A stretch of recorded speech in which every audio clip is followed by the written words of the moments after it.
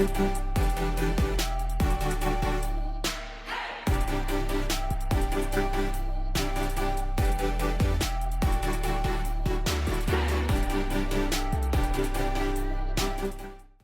I'm Gwen Right. And I'm Deonta B. And we want to welcome you to Gwen's Business Corner with Deonta B. Hey y'all, so today we're talking about being on a global stage, leadership, communication when it comes to entrepreneurship. And our guest today, Deonta, is no other than... It is Miss Brigitta Hoeferle. Okay. And she is, she's the bomb.com. Speaker, master trainer, certified ICF Master Coach. Yes. She is the coach of coaches. Welcome to the corner. Welcome back to the corner. Thank you. It's good to be back. I appreciate you guys. Welcome back. I have to say, I was just telling one of our other guests, she is my first coach. Even though I've been in business for 18 years, it took me years to find somebody to actually coach me that I actually liked. Right. Or somebody who I felt like could actually guide me, to my area. And at the time that she was coaching me, my goal was always to hit $1 million annually. And I finally hit that $1 million. So I just appreciate you, because at the end of the day, when I started out, sometimes as entrepreneurs, we get stuck. And I had never been introduced to a coach. I never knew what mentorship was. And you were more than just like a business coach. I looked at you a lot as a life coach as well. And I think you opened up my mindset to higher and better things. And also being confident in who I was, because I was scared of who I was. So I appreciate that. Yeah, I appreciate you. And you did all the work. You did. You put the work in. You were clear on where you wanted to go. And I was, okay, let's go. All right. So let's get into it. So as I mentioned, you are a coach. You are actually a master trainer. You have trained some of the biggest leaders in the United States, like Les Brown. Have you done stuff with Les Brown? I've worked with Les Brown. I've worked with Robert Kiyosaki. I've worked with T. Harv Eker, Secret of a Millionaire Mind. I spoke on stages with Tony Robbins and Gary Vee. Those are the ones that pop into my head, and there's plenty more. Those are major hitters, the right? bomb.com. I understand it. So tell us a little bit on your journey, like what got you to the place that you wanted to say, okay, I want to train on a high level. Because some people just train, some people just coach, but you don't just train and coach, you train and coach on a high level. Right. Yeah, how I got into that, I sucked at communication. I was really, really bad at being a business owner and being a good employer.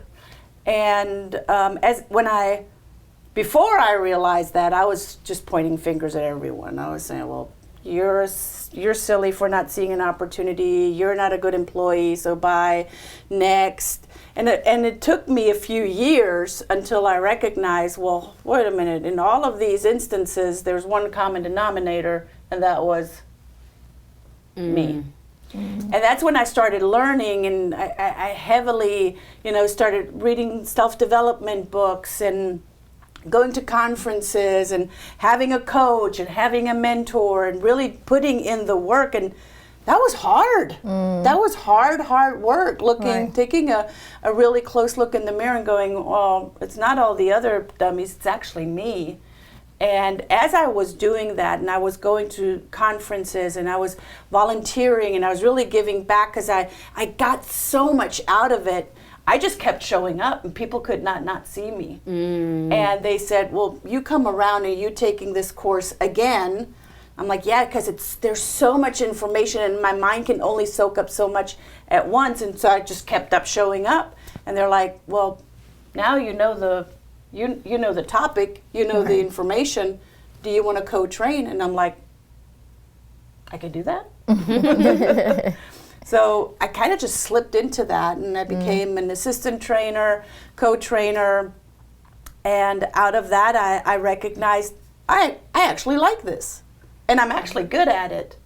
And that's how I just kept showing up and being of service. And then eventually I got booked, and that's how I became that's where I am today, because I just kept showing up. I just kept learning. I kept showing up, and I continued to have, like you, I continue to have coaches and mentors and pour into who I am as a core, and built businesses, sold businesses, just implemented everything that I learned. Love it. Yes. So my question is a two-part question, because number one, we know so many people have bad communication problems. I mean, you just said it. That's how you started, because you struggle with communication.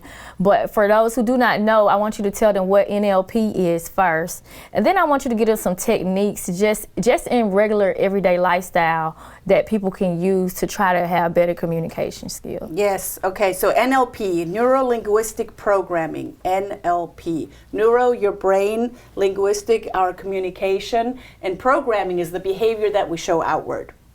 So that's, in a nutshell, NLP, because our thoughts lead to our results. Right. And if we don't like our results, well then, we don't change the results. We don't change the actions. We actually start looking at the entire pattern. Thoughts lead to feelings, feelings lead to actions, actions lead to the results. So it starts out with the mindset that I have. It starts out with the thoughts that I'm feeling, and then the actions that I'm taking, and then the way that I show up. And those are my results then. And that has nothing to do with anyone else but myself. And often people in business and in any relationship, they'll just point fingers at the other and say, well, you got to do that. And you got to do this. Well, I'm not in control of the other. I don't know what they're going to say, how they're going to say it. I'm only in control of my communication. So to the second part of your question, listening is the biggest piece in our communication. And there's a study that says that, like a self-study, that most people deem themselves good listeners. They're not good listeners. They're good at waiting. Yep. They're good at waiting until it's their turn to talk, but it often has nothing to do with what the other person said. Right? So I did a whole TED Talk on listening and becoming a 5-star listener, and the 5 points of that star of being a good listener. And one is listen for the words, listen for the tonality, listen for the body language, which that's not listening with your ears, that's listening with your eyes. Listen for the mindset that the other person is in, and listen for the purpose. For what purpose is the other person communicating, and with what outcome? So those are the 5 points of that star that'll make you a 5-star listener. Nugget. It's definitely a nugget, because I think a lot of times we just be talking at each other, and in any relationship, for real, it don't matter if it's business, personal, it always fail because the lack of communication, and definitely the lack of listening, because we always so defensive of what we don't want to hear versus what we want to say, So you are deemed as an expert in human behavior. So tell us, what is a common behavior mistake that most business leaders make, and what do you think they can do to avoid it? I think a lot of, and that's business and personal life both, a lot of people jump to conclusions. They see, okay, I've seen something to that matter, or I've listened or heard something to that matter before. It's going to go down that route, and that's going to be the end result. So they jump to conclusions, and then they have their behavior jumps to those conclusions as well. And boy, that's often when it just go left. We've all been there. We've all been there. So rather than assuming, I teach my clients, take a deep breath, become aware of what's coming up, because often we're just triggered in that moment. And that can go, that can be something really exciting and happy and joyful, or it can be something really detrimental or sad. So just be mindful of what's coming up. Take a breather. And then, rather than jumping to conclusion, ask a quality question. And when we ask a quality question, that then leads to us being a better listener. Nugget. I mean, we struggle with it so bad. We do. So we talked about some of your achievements. You've achieved so much as an entrepreneur. So tell me, what do you think sets aside a successful entrepreneur from other entrepreneurs that tend to struggle? That's a loaded question. I think showing up, what I said earlier, Right. doing the work, not asking for handouts, not waiting for handouts, roll up my sleeve and do what I said I'm going to do. If I say I'm going to show up to XYZ and support whoever that is, I'm going to go do that. Right. And I'm pretty sure you guys have, in the line of work that you do, people make an appointment and then they call last minute and then they don't show up. Mm-hmm. Well, how you do one thing is how you do everything. Absolutely. So where else are you not showing up for yourself?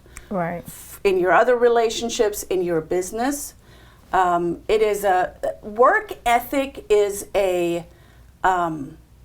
that is a driver that is not being taught in school. Mm-hmm. I think it might be taught at home, but it's really someone that makes a decision to have a good work ethic. Right. And I think that's really what sets entrepreneurs apart, or just people that are in business. I don't even want to call them entrepreneurs, that maybe they're sole proprietors for, even if that's what they are, to a person that is in business and running a business that can eventually be sold. Right. You really said something then, because I think for a majority, now that I'm thinking about a lot of successful entrepreneurs that I know, they started out with very good work ethic when they were younger. Mm-hmm. Yeah. So yeah. Without good work ethic, I don't think you can be in business, right. honestly. Right. Because nothing is given to you. Absolutely. That's real important. I always say, like, when I used to work at Cows and Warren, because I think that shaped me for right. entrepreneurship, because I worked a job I worked 8.5 years, and I worked kind of like 24/7, almost 12 days a week, 7 days a week, and that prepped me for this moment. You know what I'm saying? So I definitely agree with that. So in a world we expect to be available 24/7, right? And I think back when you was coaching me, this is what helped me, especially in my business and work life, for the simple fact that I worked with my sister, my best friend, and then we actually did business together. And you gave me a lot of strategies that help, I think, shape us to where we are now when it comes to like work-life balance. So what do you recommend for some strategies for work-life balance?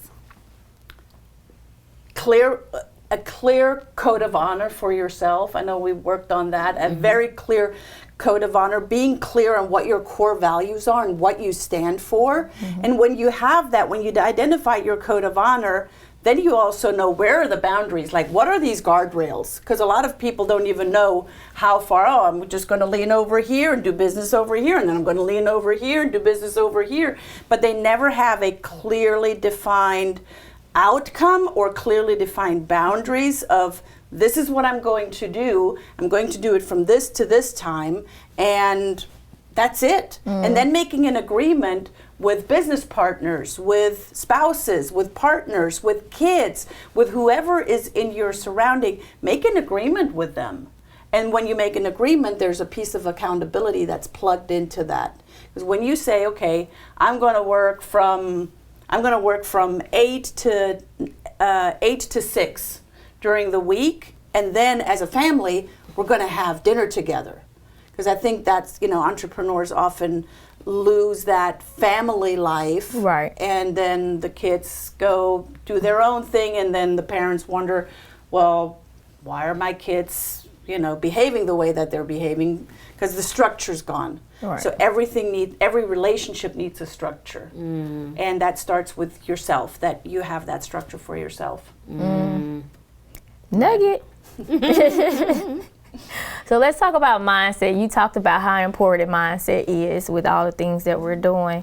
We know many successful people experience moments of self-doubt when we talk about that. So have you ever faced these feelings? And if you did, how did you push through and stay self-confident? Yeah, and I have many times. I remember in 2008, my first business, when I came to the United States, Montessori School, with the real estate bubble burst.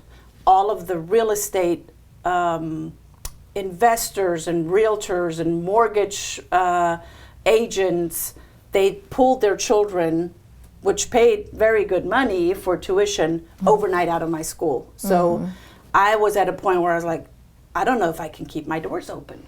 I don't know how to push through this.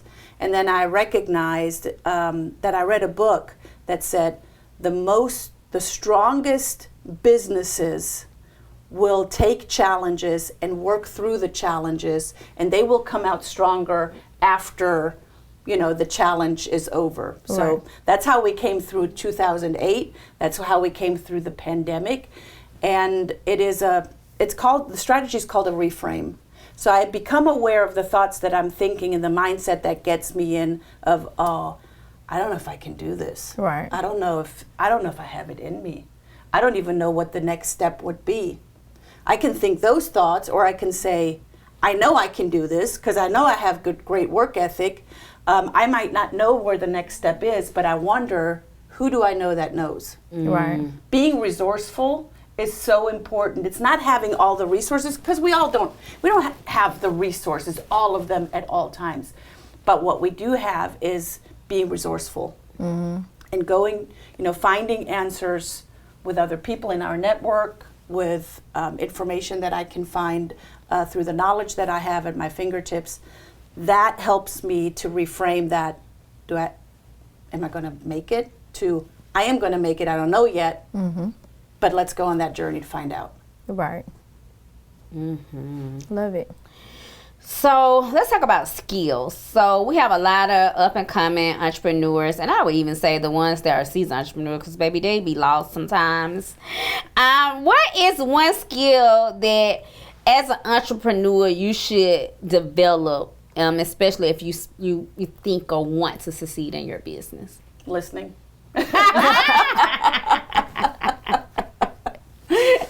For sure, listening. There are many things that I can say, but listening and really allowing to sit with whoever we're communicating with, because we're constant. This is a form of communication. Right. When we talk to a potential new client, that's communication. Rather than sounding interesting to the other person, really lean in and be interested and truly listen for those 5 points that I said earlier, because there's data in there that we can then use to repeat back to them. And when we repeat it back to them, they're like, oh, wait a minute, that sounds familiar. I like that person. Because I just used their words that came out of their own mouth. So I think that is, if we have a foundational skill, and some people might call it a soft skill in communication, it is not soft. There's nothing soft about it, okay? It is a power skill, because without that, the hard skills won't work. And that's where the seasoned entrepreneurs come in. They know how to do business, but often they don't know just the simple, softest skills. And those are the power skills. Yeah, I think we think we know it all for so long. And then a lot of times what I realize, like even when you're building a team, is that you do have to be calm, and then you have to actually listen. And you have to recognize, like, literally people weaknesses and strengths, but we don't necessarily do that. We don't listen. We just know what we want and how we want it. And there's that assumption again. Right. Yeah. And then we fill in the blanks with our own assumptions and wonder why that relationship is not going anywhere, and then that deal falls apart, or we have to fire the employee, or the employee leaves, or whatever the scenario is. That's on me. I am the one that's in charge of my communication. Absolutely. So now that because I'm thinking about it, and I'm like, most people that's watching, we just said NLP. We just taught them what NLP was, something that many people in the world probably like, I never heard of that. Yeah. Right? Yeah. They don't even know what that is. So what would you say to someone that says, okay, now she just taught me a profession that I never ever thought about, that I didn't even know existed? What would you say to someone that says, okay, now I think I want to be an NLP coach? Yeah.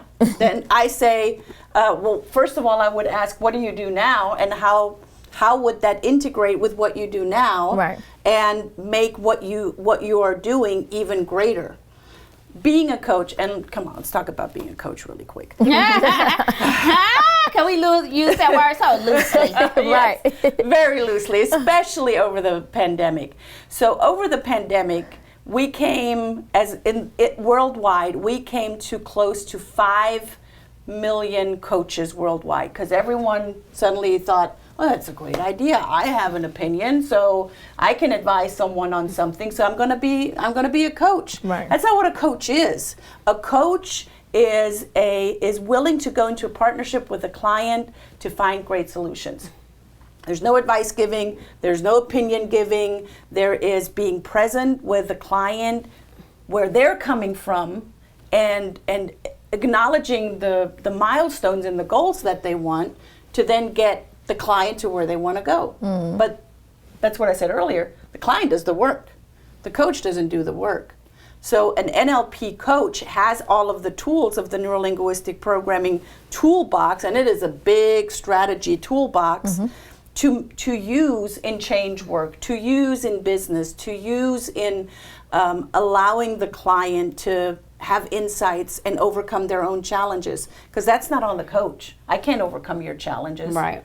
That's on you. I open my toolbox, and with lots of great questions, Right, I will guide you to your own answer. That's what a coach is. And I think that's important, because it is.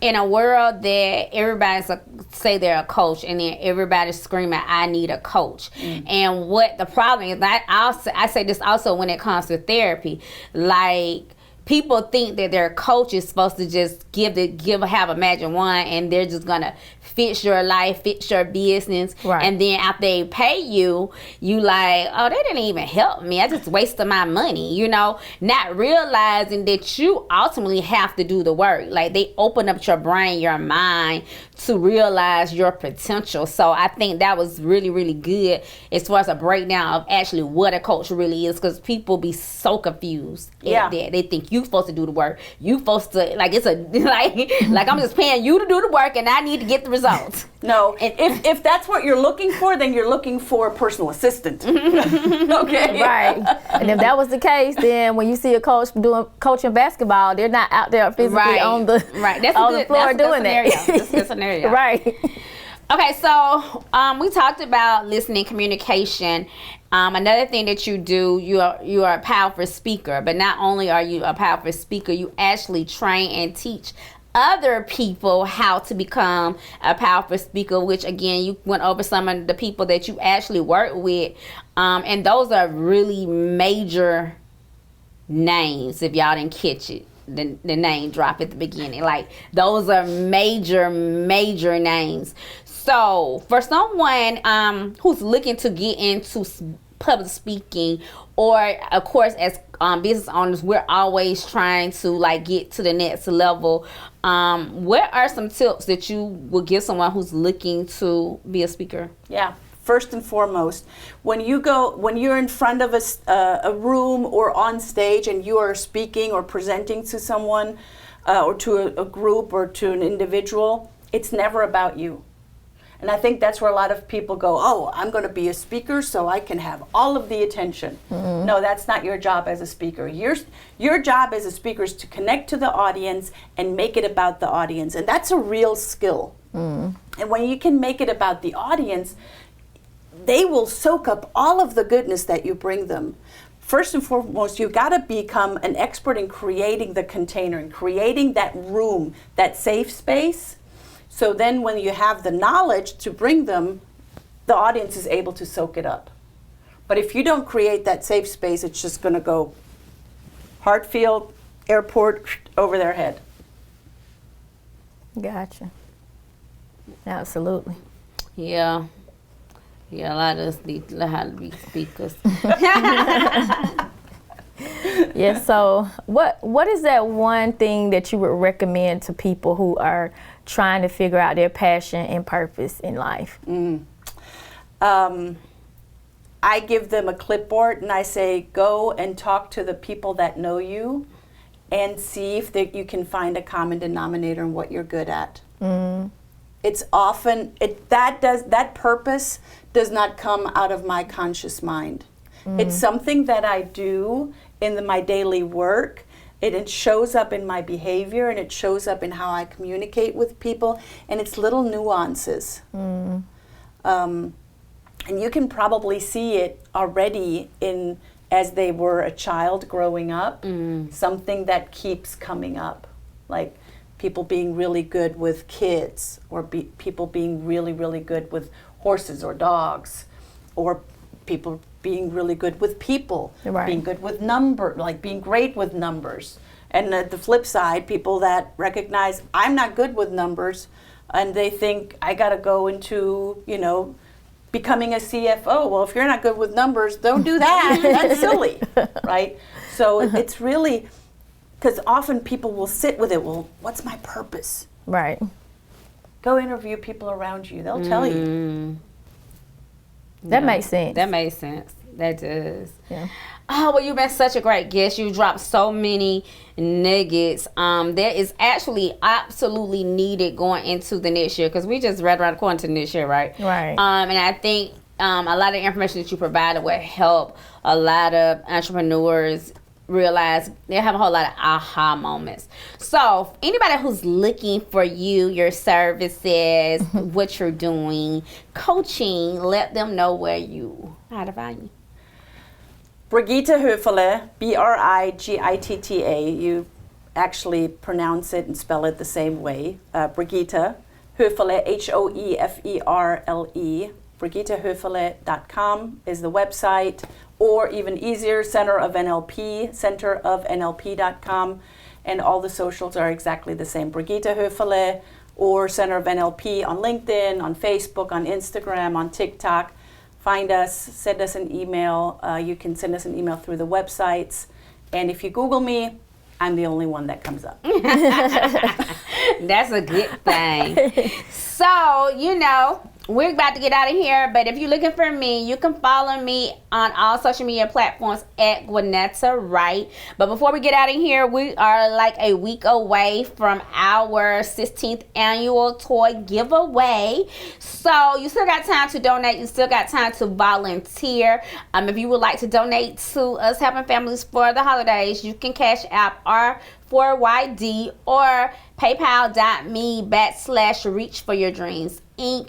Make sure you listen to this interview, and it was really a lot of information that can help you improve not only your business life but your personal life. Right. So I loved it. Deonta? Well, you can follow me at all social media outlets at The Real Deonta B, and I just encourage you guys going into 2025, study NLP. Like, we cannot stress this to you enough. Like she said, the nuggets were there. You need to watch the material. We have to communicate better on every aspect of life. It's just something we're all missing. I don't matter what level you're at. We can all be better communicators. And so going into 2025, I want you guys to really think about that. And it's going to, like she said, it's going to help you with anything you do in the world. You have to know how to do it. Absolutely. So we want you to really get all the things that you need. So we want you to continue following us with Gwen Business Corner, because we got some great things. As you can see, we're going to keep giving you all the business tea. This is Gwen's Business Corner with Deonta B, and we will see you next time. Peace.